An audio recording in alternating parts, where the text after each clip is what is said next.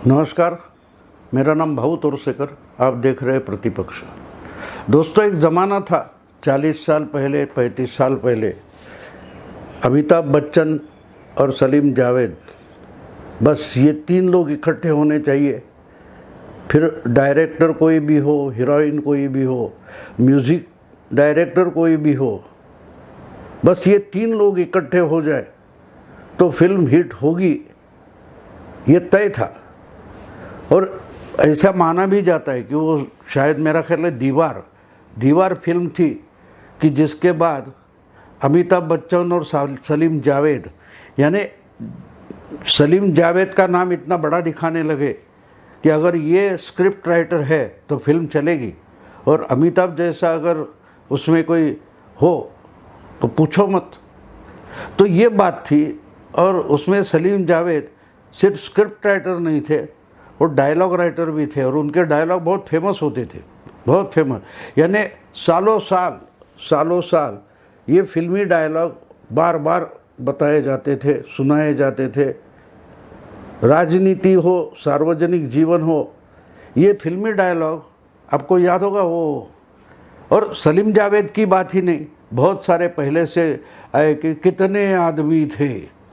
आपको शोले तो 60 साल पुरानी फिल्म हो गई अभी, तो उस समय भी एक फिल्म चलती थी तो उसमें एक दो कोई लाइन्स होती थी, डायलॉग होते थे, वो इतने फेमस हो जाते थे कि अच्छा भाषण देना है तो उसका इस्तेमाल होता था, किसी को टॉन्टिंग करना है, आजकल जिसको ट्रोल करना बोलते हैं, वो भी होता था, तो उसमें ये डायलॉग इस्तेमाल किए जाते थे।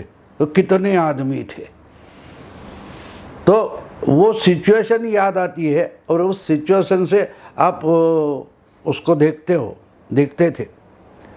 तो ये कभी कभी ऐसा होता है तो मज़ा आती है दोस्तों, मज़ा आती है। आपको याद दिला दो, जब 2009 का लोकसभा चुनाव हुआ था, उस वक्त राज ठाकरे की पार्टी बिल्कुल नई थी, शिवसेना से अलग हुए थे। और उस वक्त जब लोकसभा चुनाव के रिजल्ट आए तो इनकी पार्टी को तो एक भी सीट नहीं मिली ना। मुंबई में 6 सीटें हैं लोकसभा की, थाना में है, और नासिक बेसिक जहाँ कहीं है, जहाँ ताकत थी, जहाँ शिवसेना की ताकत थी, वही राज ठाकरे भी अपनी पार्टी खड़ी करना चाहते थे। और जब बुरी तरह से मुंबई और ठाणे में शिवसेना हार गई, उसके साथ एमएनएस भी, महाराष्ट्र नवनिर्माण सेना भी हारी थी, लेकिन फिर भी राज ठाकरे सबसे पहले प्रेस के सामने आए, उन्होंने प्रेस कॉन्फ्रेंस ली, और उन्होंने उस वक्त भी एक फिल्म का डायलॉग सुनाया था जो पत्रकार सामने बैठे थे कि तुमने हमको बहुत मारा, हमने तो तुमको सिर्फ एक मारा, लेकिन सॉलिड मारा है कि नहीं। ये अमर अकबर एंथनी वगैरह कोई फिल्म थी, मुझे याद है, उसका ये डायलॉग है कि अमिताभ बच्चन एक गली का गुंडा है और उसको इंस्पेक्टर होकर विनोद खन्ना बहुत पिटता है, और एक ठोसा जो मारता है तो उससे खून निकल आता है विनोद खन्ना का। तब अमिताभ बच्चन बोलता है कि हमने सिर्फ एक मारा, लेकिन सॉलिड मारा है कि नहीं। तो ये जो डायलॉग है, हम छोटे हैं, तुम तो पुलिस अफसर हो, तुम्हारी ताकत ज़्यादा है, मैं तो गली का गुंडा हूँ, लेकिन फिर भी मैंने जो मारा उससे तो खून निकल आया। जिस ढंग से वो पेश किया जाता था, उसी ढंग से राज ठाकरे ने जो प्रेस कॉन्फ्रेंस में डायलॉग बोल के दिखाया, वो फिल्म के रेफरेंस से ज़्यादा विनोद खन्ना या नहीं तो उद्धव ठाकरे के लिए था कि तुमने हमको शिवसेना से बाहर निकाला, लेकिन हमने ऐसा मारा है कि मुंबई से लोकसभा के चुनाव में 2-2, 3-3 एमपी आते थे शिवसेना के, वो सब हार गए, ठाना से भी हार गए। तो ये जो बात थी, क्योंकि मुझे याद है कि मुंबई और थाना मिलकर जो 10 लोकसभा क्षेत्र है, उसमें से सिर्फ एक कल्याण की सीट शिवसेना का आई थी, या तो शिवसेना के साथ बीजेपी भी बुरी तरह से 2009 में हार गई थी। तो ये मैं इसलिए बोल रहा हूँ कि ये कभी कभी अब इसका इस्तेमाल करो तो मज़ा आ जाता है, लेकिन अब बार बार इसका इस्तेमाल करो राजनीति में, ये नहीं चलता है, नहीं चलता है। मनोरंजन हो जाता है, टाइम पास हो जाता है, लेकिन राजनीति अगर करनी है, आपने देखा है कि अमिताभ, नरेंद्र मोदी हो, अमित शाह हो या बाकी कितने भी बड़े बड़े नेता हो, ये ऐसे फिल्मी डायलॉग मारते नहीं, कभी कभी बोल जाते। लेकिन राहुल गांधी बार बार ऐसी कुछ बातें बोलते हैं तो वो मजाक बन गए, उनका ट्रोल ज़्यादा होता है। तो इसलिए हम जो बोलते हैं वो फिल्मी डायलॉग जैसा नहीं होना चाहिए, इमोशनल वगैरह नहीं होना चाहिए। उससे लोगों का मनोरंजन ज़रूर हो जाएगा, लेकिन क्या राजनीति आगे बढ़ेगी? आप जो राजनीति कर रहे हो वो राजनीति आगे बढ़ेगी? दोस्तों, शिवसेना का दुर्दैव ये है, कमनसीबी ये है कि इनके जो आज के नेता है, आदित्य ठाकरे हो या उद्धव ठाकरे हो, ये इसी डायलॉगबाजी में फंसे हैं। ये लोगों को इमोशनल करके अपनी राजनीति आगे बढ़ाना चाहते हैं, लेकिन ये थोड़ी देर के लिए चल जाता है, हमेशा के लिए नहीं चलता। आपके दाव, राजनीति के दाव फिल्मी डायलॉग पर नहीं चलते। इसलिए सलीम जावेद के जो डायलॉग है वो किसी एक सभा में थोड़ा मनोरंजन करने के लिए ठीक है, लेकिन आप उसका बार बार इस्तेमाल करोगे तो वो काम नहीं आते। लेकिन ये शायद संजय राउत हो, उद्धव ठाकरे हो या शिवसेना के बाकी सारे नेता हो, इनके बिल्कुल समझ में नहीं आता। ये हमेशा डायलॉगबाजी करना चाहते हैं और समझते हैं कि इसी से हमारी राजनीति आगे बढ़ जाएगी, प्रगति कर पाएंगे, सक्सेस मिल पाएगा, यश मिल पाएगा, लेकिन वो नहीं हो रहा है। पिछले 2 साल में इन्होंने यही मजाक किया है और इसी सिलसिले में आज अगर उसी डायलॉग पर बोलना है तो मुझे एक शायद दीवार फिल्म जिससे अमिताभ बच्चन सुपरस्टार वगैरह बन गए, तो दीवार फिल्म में ये निरूपा राय के 2 बच्चे होते हैं, एक अमिताभ होता है और दूसरा शशि कपूर होता है। तो एक तो गुंडा बन जाता है, स्मगलर बन जाता है, और दूसरा पुलिस ऑफिसर बन जाता है, सच्चाई की राह पर चलता है, दूसरा क्रिमिनल बन गया है। तो ये जो उसमें एक डायलॉग था, बहुत फेमस हो गया डायलॉग। तो ये इमोशन जो होती है वो अगर आप चलाओ तो दर्शकों में, प्रेक्षकों में उसका फ़ायदा मिलता है।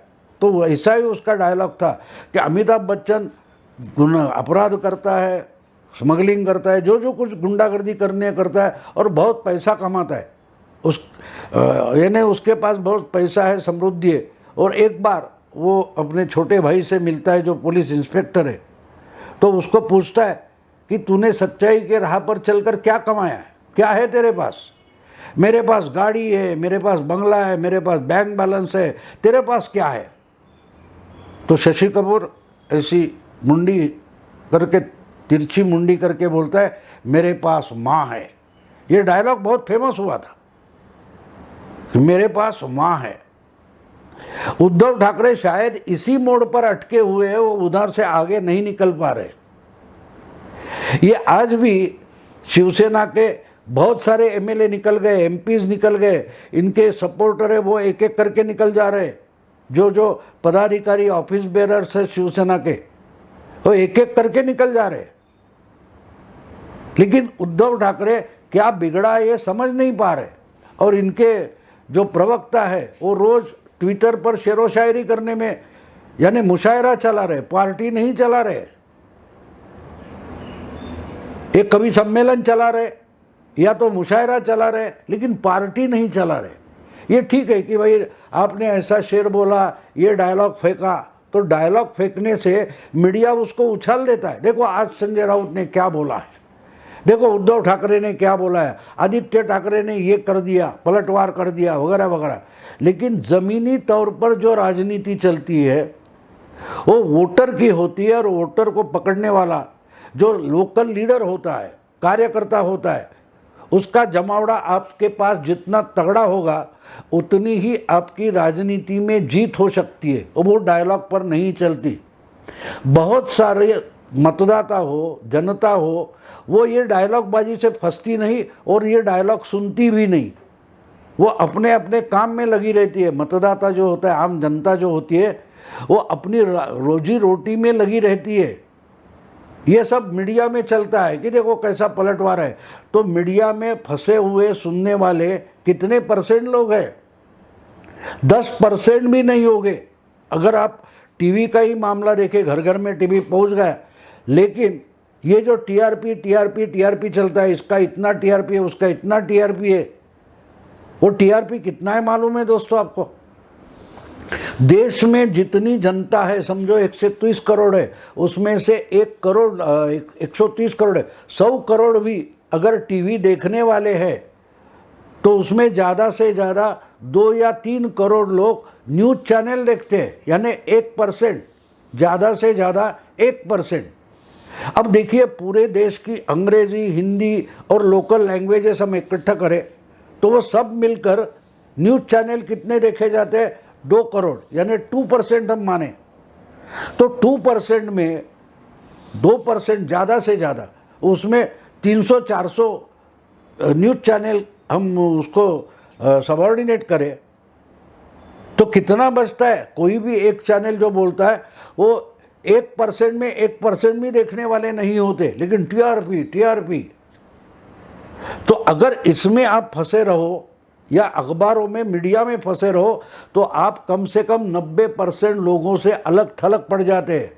तो उद्धव ठाकरे की हालत ये हो गई है, ये भूल गए कि हम जनता से टूटे हुए, और ये जनता से तो अब इनको थोड़ा रियलाइज हो रहा है कि हम जनता से टूट गए थे बीच के 2.5 साल, लेकिन उस 2.5 साल में ये जनता से नहीं बल्कि अपने ही लोगों से, उनके ही एमपीज, उनके ही एमएलएज, उनके ही पार्षद, नगर सेवक जो होते, कारपोरेटर, उनके लोकल लीडर, इनसे भी टूट गए थे, उनके ऑफिस बेरर उनसे भी टूट गए थे। और डायलॉग बाजी तो जारी थी, मीडिया दिखा रहा था, क्योंकि ये सलीम जावेद के डायलॉग फेंक रहे थे।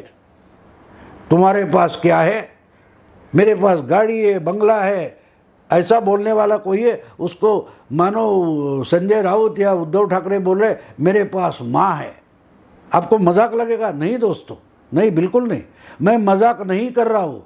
मैं ये मेरे पास माँ है ये डायलॉग आपको इसलिए समझा रहा हूँ, आपको याद होगा कि जब नवनीत राणा वगैरह जो लोग हैं, नवनीत राणा और उनकी पत्नी, उनके पति जो एमएलए है, उन्होंने मातोश्री के सामने आकर हनुमान चालीसा का पठन करेंगे बोला था, तो बहुत शिवसैनिकों का जमावड़ा कर दिया और उनके घर पर धूमधाम धमाल कर दी थी, बवाल मचा दिया था, उनको अरेस्ट तक हुआ था, याद है ना आपको? तो उस वक्त कोई एक बुढ़िया थी जिसको फायराजी कहा जाता है, वो मातोश्री के गेट के सामने आकर बैठी थी और ऐसा हाथ करके, कोई पुष्पा नाम की फिल्म है उसका डायलॉग बता रहे थे, झुकेगा नहीं साला वगैरह। वो डायलॉग उस बुढ़िया ने बोला तो उद्धव ठाकरे खुश हो गए थे, क्योंकि वो टीवी पर बार बार दिखाया गया। और ये बाला साहब के समय से ये बूढ़ी औरत जो थी वो शिवसैनिक है, और वो भी खड़ी हो गई आके उद्धव ठाकरे के साथ उनके पास, उनके गेट के पास। तो वो मीडिया पर दिखाया गया और उद्धव ठाकरे खुश हो गए, बोले अपनी ये ताकत है। और फिर चीफ मिनिस्टर रहते हुए वो जो बुढ़ी औरत थी उनके घर तक पहुंच गए। लेकिन 50 साल में एक शिवसेना के लिए काम करने वाली जो बुढ़िया है, उसने क्या कहा कि मेरा पोता है, उसको भी नौकरी नहीं है, हमारा घर देखो कैसा है, हम कैसे रहते बारिश में, ये सब दुखड़ा वो बुढ़िया चीफ मिनिस्टर को सुना रही थी। और उसको क्या कहा गया? फायर आजी। फायर आजी का मतलब दादी या नानी होता है।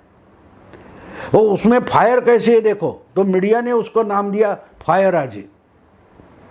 क्यों? तो उन्होंने पुष्पा नाम की किसी फिल्म का डायलॉग बोलकर दिखाया कि ऐसा झुकेगा नहीं साला। आज क्या हो गया दोस्तों, आज क्या हो गया? तो इसलिए मैं मानता हूं कि मानो राजनीति उद्धव ठाकरे ऐसे चलाते थे कि अरे तुम आज भी जो है वो सब लोगों को इकट्ठा कर रहे, जमावड़ा कर रहे, कोई महिलाओं का अधिवेशन कर रहे, मीटिंगें कर रहे, जिला परिषद, जिला के अध्यक्ष जो है शिवसेना का उनको इकट्ठा कर रहे, युवा अध्यक्ष है उनको इकट्ठा कर रहे, इनके मीटिंग में आते, दूसरे दिन लोग निकलकर एकनाथ शिंदे के पास जा रहे, ये सब चल रहा है। तो उद्धव ठाकरे किस भ्रम में जी रहे, मानो वो डायलॉग मार रहे कि तुम्हारे पास चीफ मिनिस्टरशिप होगी, तुम्हारे पास सत्ता होगी, तुम्हारे पास एमएलए एमपी होंगे, मेरे पास क्या है, मेरे पास आजी है, फायर आजी है, मानो ऐसा डायलॉग चल रहा है। यानी उद्धव ठाकरे जो राजनीति, आदित्य ठाकरे और उद्धव ठाकरे जो राजनीति कर रहे हैं वो हम बारीकी से देखें तो वो दीवार फिल्म का जो डायलॉग है उसी ढंग से वो बोल रहे हैं कि मेरे पास फायर आजी है। तो ये फिल्मों में अच्छा लगता है, उससे मनोरंजन अच्छा होता है, लोग बार बार जाकर वो फिल्म भी देखते हैं। एक डायलॉग ऐसा होता है, कितने आदमी थे, जो गब्बर सिंह बोलता है, वो डायलॉग लोगों के मेमोराइज हो गया, लोगों ने 10-10 बार शोले देखी है तो ऐसा सीन देखा है, ठाकुर ये हाथ मुझे दे दे, ये सब डायलॉग, उसमें मनोरंजन होता है, राजनीति नहीं होती।